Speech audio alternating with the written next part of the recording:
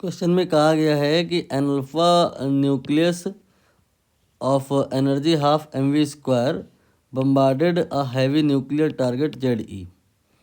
तो इसका मतलब अल्फ़ा पार्टिकल, अल्फ़ा न्यूक्लियस कह लो चाहे पार्टिकल कह लो, ये आपने कंसीडर किया, इसको आपने हाफ mv स्क्वायर के बराबर का काइनेटिक एनर्जी दे दिया है और अब ये जा रहा है कोई एक दूसरे न्यूक्लियस की तरफ, वो भी पॉजिटिवली चार्ज ही होगा और Q का वैल्यू ZE के बराबर है।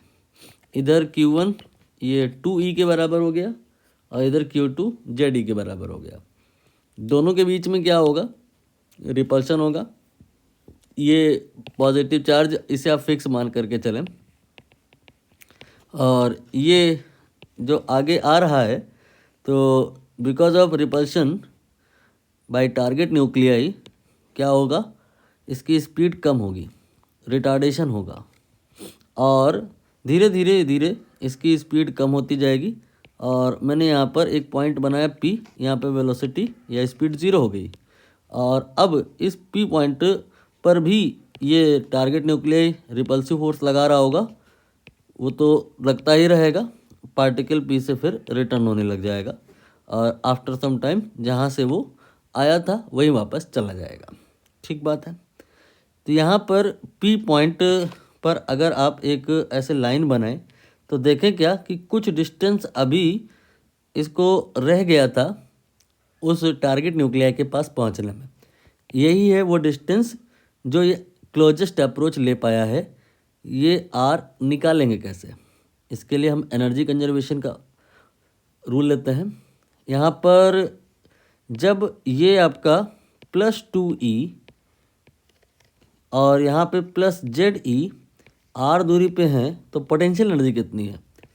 ये पोटेंशियल एनर्जी का फॉर्मूला लिख रहा हूँ मैं, K Q1 Q2 by R होता है और Q1 Q2 की वैल्यू अगर मैं रख दूँ तो ये कुछ इस प्रकार से आ गया पोटेंशियल एनर्जी। शुरुआत में पोटेंशियल एनर्जी मान के चलेंगे कि 0 है, शुरुआत में बस काइनेटिक एनर्जी है और ये काइनेटिक एनर्जी लास्ट में यहाँ 0 हो गई है। तो इनडायरेक्टली हम कह सकते हैं यही काइनेटिक एनर्जी ये पोटेंशियल एनर्जी के फॉर्म में आ गई है।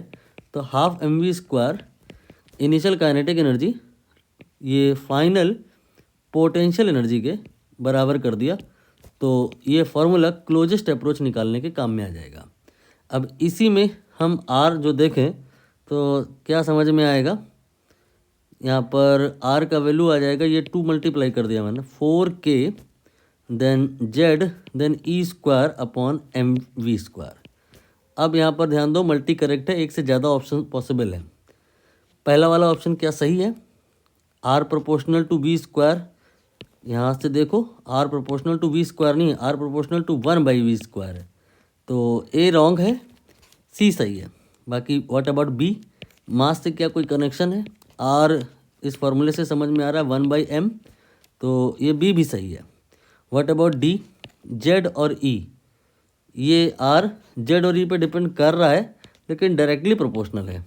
इस फार्मूले से समझ आ रहा है कि R प्रोपोर्शनल टू ZE है, यहाँ पे लेकिन 1/ZE लिखा है। तो यहाँ पर B और C दो स्टेटमेंट सही है।